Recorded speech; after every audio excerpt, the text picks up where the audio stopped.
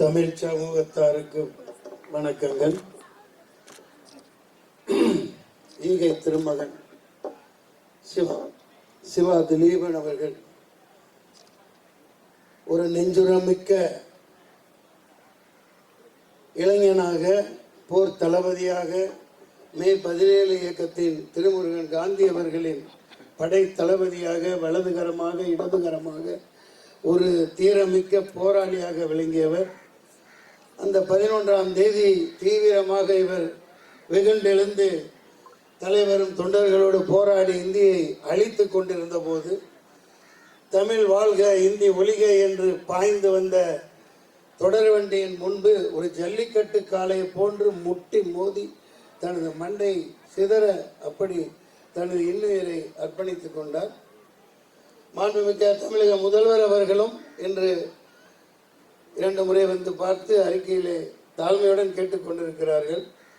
இன்னுயிரை தயவு செய்து, இது 2026, எத்தனையோ ஆயிரக்கணக்கான நூற்றுக்கணக்கான வீரர்களை, தமிழர்களை நாம் இந்த போரில் இழந்து விட்டோம்.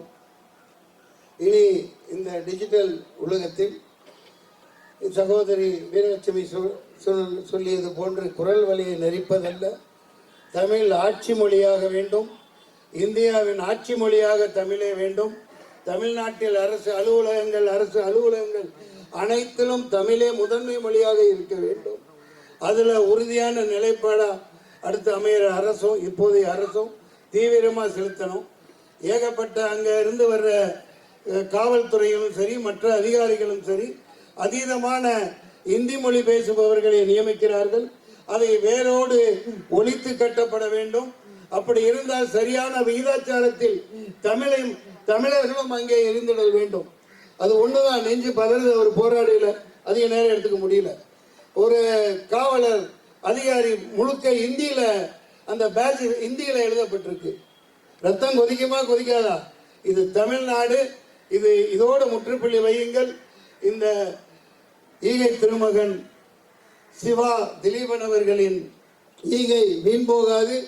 எந்த இளைஞர்களும் இனிமேல் இப்படி ஒரு துணிவை எடுக்காதீங்க. நிறைய கொடுத்தாச்சு.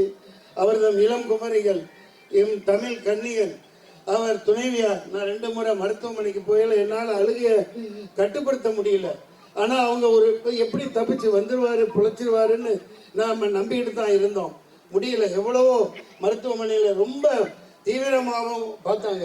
அதனால உங்க உயிர்களை இனிமேல் பலியாக்காதீங்க. ஆதிக்க அந்த சக்தியா இந்தியா அழிச்சு ஐயா வைகோ ஐயா மாதிரி பாராளுமன்ற புலி போராடியவர் எவருமே இல்லை. ஆனா இனி விளையாட்டா இவங்க விடக்கூடாது. இதை அடிச்சு விரட்டணும். திருமுருகன் காந்தி ஒரு தொண்டரை இலக்கல, கோடிக்கணக்கான தொண்டர்கள் தமிழர்கள் உருவாக்குவோம்.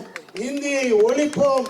இங்க இந்தியை தெரிஞ்சினா நீ டெல்லி வரைக்கும் ஒவ்வொரு மைல்கல் டெல்லி செங்கோட்டை வரைக்கும் தமிழ் எழுதப்பட்டிருக்க வேண்டும். இந்தியாவை தமிழன் தான் ஆள வேண்டும்.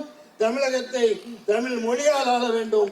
தமிழ் வாழ்க, இந்தி ஒழிக என்று கூறி விடைபெறுகிறேன். நன்றி, வணக்கம்.